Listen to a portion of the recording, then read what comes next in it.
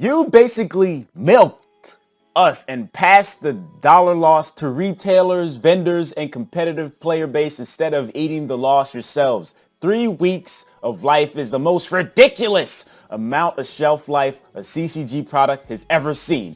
This motherfucker sounds mad.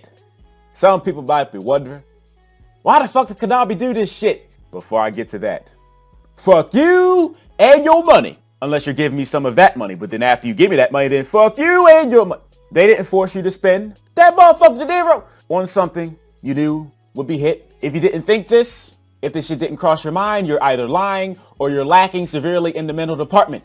If you're lacking in said department, you shouldn't be playing this game. Did this motherfucker just outcast mentally disabled motherfuckers from playing Yu-Gi-Oh? Yep, sure did. Yes. They make certain cards a certain rarity, and that usually dictates its value, but that value is not etched in stone. But I'm saying shit you already know, right? Oh my god, this is like the biggest emergency ban in the game's history. I guess you could say that. I don't remember the first one. I think it has something to do with Cyberstein.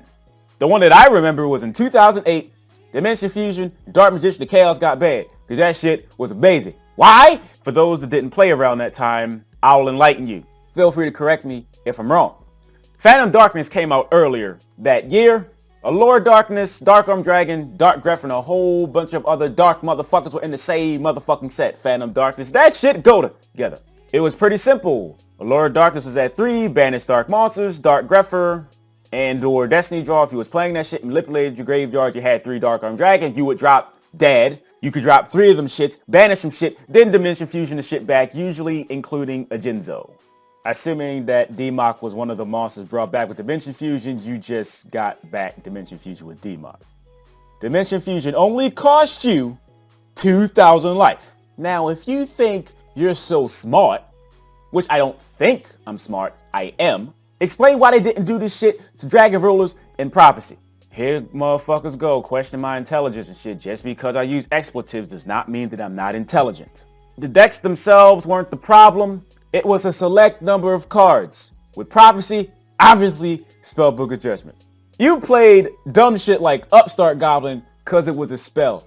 Nigga, Spellbook of Judgment made Upstart Goblin a good card. You had that's not the right type of taste. I just licked ass instead of pussy face.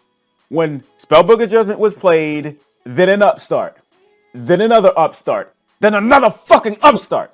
Dragon Rulers, besides the Dragon Rulers, Super Rejuvenation. It was one thing to summon a whole bunch of Dragon Rulers by their effects with a baby dragon summoning Drago Sacks on people's face. But that was fine because that usually depleted your hand. But with Super Rejuvenation, after you depleted your hand, you just play Super Rejuve. Then you get your whole hand back, and if you happen to draw another Super Rejuve during the end phase, you get to play that too. No problem. With Pendulum decks, and I'm assuming this may be the case going forward, there are a lot of moving parts, and these moving parts are somewhat essential to how this shit works. You can look at something like Amorphages. They require their own shit to do anything.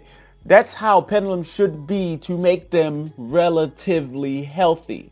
Pendulum-based decks should not consist of mainly generic cards. That's the problem. I don't have a problem with generic support, but it's another thing to have cards within an archetype with generic effects, which in turn makes them generic. Skull Crobat Joker searches Monkey Boy, which complete scales on its own. Performer Power Odd Eyes Unicorn, which is a searchable 8 scale that's coming out as shiny victories. Damage Juggler is a hand trap, for lack of a better term. Plush Fire isn't once a turn. Combo that with Lust of Pendulum. You just keep summoning shit with no cost. You didn't Pendulum summon yet. Whether you like it or not, Pendulums are a thing, and they have to be extra diligent to make sure this shit doesn't get too out of hand.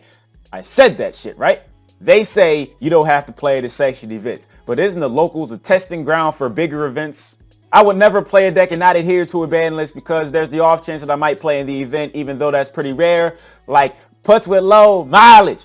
So even with that real ass shit I just said, some motherfuckers still might be feeling Konami milked us for our money. It's as if they held a gun or some other armament and said, you better buy these motherfucking cards or we're gonna blast the shit out of your dick or your pussy. Sometimes I forget, bitch. Females play this shit too. Question, would you rather have no change at all? Obviously the motherfuckers that spent that cash would rather have their top tier shit playable, but if you were smart, you wouldn't have spent all that motherfucking dinero on this shit. Regardless that it happened so soon, if you were smart, you wouldn't find yourself in this predicament. Oh my God, I had these cars that ain't worth shit now. Well, so what, bitch? That's what you get. And with that being said, Coffee to Bake, please click at least one advertisement because it helps me make that motherfucking dinero so I can pay rent. If you decide to do that for little old me, thank you. In advance, it is very much appreciated, and you have my gratitude.